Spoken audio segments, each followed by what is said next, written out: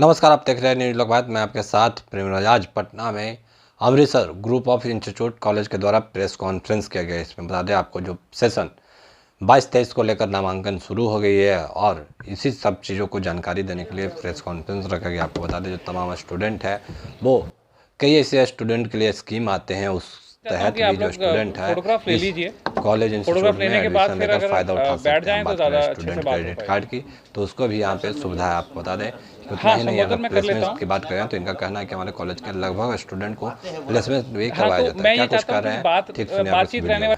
आज की जो ये प्रेस कॉन्फ्रेंस हम लोग अमृतसर ग्रुप ऑफ कॉलेजेस की तरफ से ऑर्गेनाइज कर रहे हैं, इसमें सबसे पहले तो मैं आप लोगों का बहुत बहुत शुक्रिया अदा करता हूं कि आप लोग इस ज़्यादा नंबर में आप लोग सब मीडिया के फ्रेंड्स लोग पहुंचे हैं। ये प्रेस कॉन्फ्रेंस हम लोग अपने चैनल पार्टनर राहुल आनंद जी के साथ मिलकर के कर रहे हैं और इसमें जो मुख्य उद्देश्य है वो ये है कि हम अमृतसर ग्रुप ऑफ कॉलेजेस की तरफ से जो सत्र 2022-23 का एडमिशन सेशन है उसको शुरुआत करने जा रहे हैं। मुझे ये बताते हुए बहुत खुशी हो रही है कि पिछले सालों में अपने बिहार से कुल मिलाकर के 772 बच्चे इस समय अलग अलग कोर्सेज के अंदर, जिनकी की संख्या 27 है, उनके अंदर ऑलरेडी पढ़ रहे हैं और यहाँ कुछ लोग पढ़ करके यहाँ से पास आउट होकर के जा चुके हैं। तो इस सत्र की एडमिशन को ऑन करने के लिए, शुरुआत करने के लिए, एप्लीकेशन लेने के लिए इस प्रेस कॉन्फ्रेंस का ऑर्गेनाइज हम लोगों ने आप लोगों को रिक्वेस्ट की है आने के लिए। डॉक्टर साहब, ये बताइए, छात्रवृत्ति योजनाएं के बारे में मेंशन किया है, इसको क्या है? मैं आप लोगों के साथ ये भी शेयर करता हूं कि अमृतसर ग्रुप ऑफ कॉलेजेस की जर्नी 2002 में शुरू हुई और 2009 से ये कॉलेज NBA से एक्रेडिटेड मान्यता प्राप्त है। 2011 से ये NAC की एक्रेडिटेशन भी इसके पास है और इस साल 2022 के अंदर तीसरे साइकिल के अंदर हम लोगों का इंस्पेक्शन हो गया है।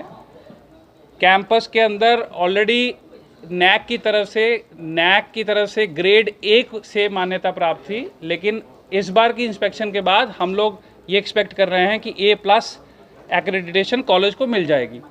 तो जैसा कि आपने सवाल पूछा कि कौन से किस तरीके की स्कॉलरशिप स्कीम्स हैं, तो आप सब लोग जानते ही हैं कि DRCC के अंदर बिहार गवर्नमेंट की तरफ से जो स्टूडेंट क्रेडिट कार्ड सिस्टम के अंडर जिन इंस्टीट्यूट्स के अंदर बच्चे पढ़ने जाते हैं उनमें कम से कम NAC A की मान्यता प्राप्त होनी चाहिए और वो हमारे पास 2011 से है और इस साल से A+ हमारे पास आ जाएगा। तो वो सारे स्कॉलरशिप जो बिहार गवर्नमेंट की तरफ से एज़ पर रूल्स वो पूरी तरह से कैंपस में दिए जाते हैं।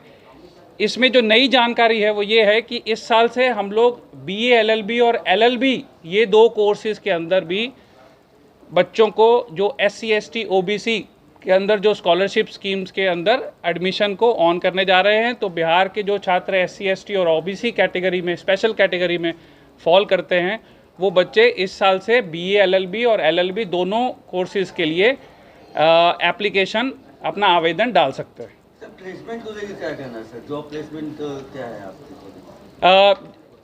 जॉब प्लेसमेंट को लेकर के कैंपस के अंदर जिस तरीके का माहौल है, और ना सिर्फ प्लेसमेंट को लेकर के बल्कि ट्रेनिंग को लेकर के, हम सब लोग जानते ही हैं कि इंजीनियरिंग और फार्मेसी और लॉ ये तीनों जो कोर्सेज़ हैं ये प्रोफेशनल कोर्सेज़ की कैटेगरी में फॉल करते हैं और जब कोई कोर्स प्रोफेशनल कैटेगरी में फॉल करता है तो उसका प्लेसमेंट करवाना कॉलेज की रिस्पॉन्सिबिलिटी हो जाती है।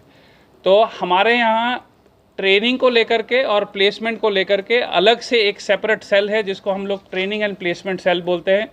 उस सेल का यही काम है कि कॉन्टीन्यूसली निरंतर सारा साल बच्चों की ट्रेनिंग और प्लेसमेंट के लिए एफर्ट करना। और मुझे ये बताते हुए बहुत खुशी हो रही है कि अपना कंसिस्टेंटली कोरोना काल के बावजूद हम लोगों के कैंपस के अंदर 80% के करीब कैंपस प्लेसमेंट का सेशन रहा है।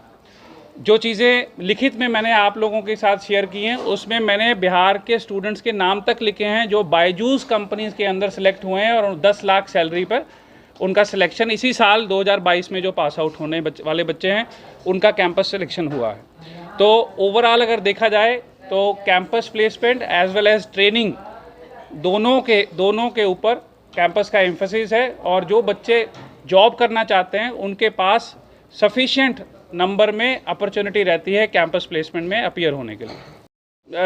देखिए, प्रोफेशनल कॉलेज एक आपको पता है सब एक बाउंड्री के अंदर होता है, तो करीब करीब हमारा कैंपस की लोकेशन भी 20 एकड़ के अंदर कैंपस लोकेटेड है। तो उसके अंदर ही एकेडमिक एरिया है, उसी के अंदर हॉस्टल्स हैं, उसी के अंदर स्पोर्ट्स फैसिलिटी है। तो स्पोर्ट्स को लेकर के कैंपस में जो हॉस्टल के अंदर 700 लड़के रहते हैं और 200 लड़कियां रहती हैं, तो 900 बच्चों के लिए स्पोर्ट्स की फैसिलिटी और बाकी लोगों के लिए भी एग्जिस्ट करती है। उसमें क्रिकेट है, उसमें वॉलीबॉल है, उसमें फुटबॉल है, उसमें एथलेटिक मीट की जो 100 मीटर, 200 मीटर, 400 मीटर रिले दौड़ होती है, high jump, low jump, badminton, ये सारी स्पोर्ट्स फैसिलिटीज़ कैंपस के अंदर एग्जिस्ट करती हैं। आपने सर ये भी चर्चा की कि 2 साल यहाँ पढ़ाएंगे, 2 साल कनाडा में पढ़ाएंगे या 3+1 2+2, ये क्या है जी, तो ये क्या है कि वक्त के साथ साथ बच्चों की तरफ से ये काफ़ी ज़्यादा इंक्वायरी थी। बच्चे आजकल क्वालिटी एजुकेशन को फोकस करने लगे हैं। आपने भी आसपास के माहौल में देखा होगा कि बच्चे सब जगह एडमिशन लेकर के खुश नहीं हैं, उनको सिलेक्टिव जगह एडमिशन चाहिए और वो वहीं जाना चाहते हैं जहां पर उनको एक क्वालिटी एजुकेशन मिल सकती है।